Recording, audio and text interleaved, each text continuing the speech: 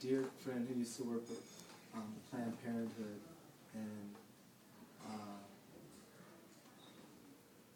there's been like clinics that have been bombed and people that have died and all kinds of stuff that have been going on.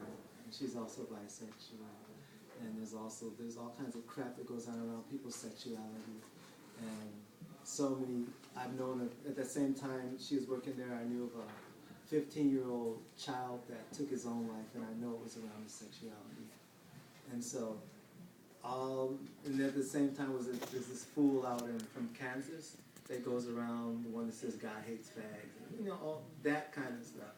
So I wrote this poem around that time. I have a really good friend from kindergarten.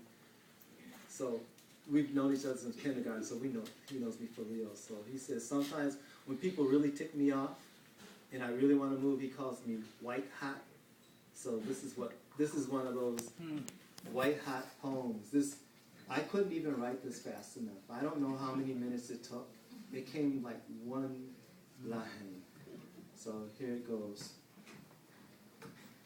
How dare you hate me for the one I love and claim to be a representative of the spirit above, where the spirit put no gendered parameters on desire, and you perverted fundamentalists invented the fire that permeates all of the spaces in which we dwell and makes living on this plane the real hell, via pestering and harassing us time and time again and equating positive natural human feelings with sin.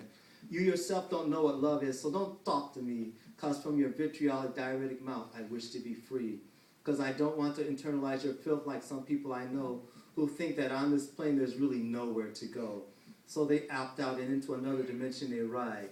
Due to your hateful climate, they choose suicide.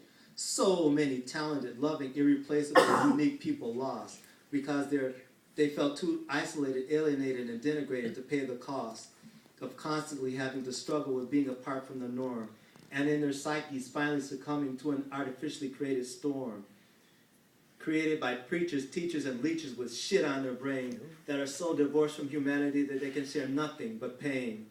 So out of this pain, so many of us die, and you impotent bastards use your book to justify policies that maim, mutilate, violate, and kill.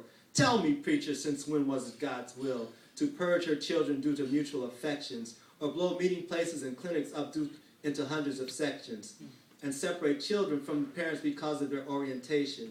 If anything, you are the plague of this nation, a plague that like locusts that devours us whole, and in the sea of humanity cuts a modern-day dust bowl that leaves only death and automatons in its wake. Due to you, all of our futures are at stake.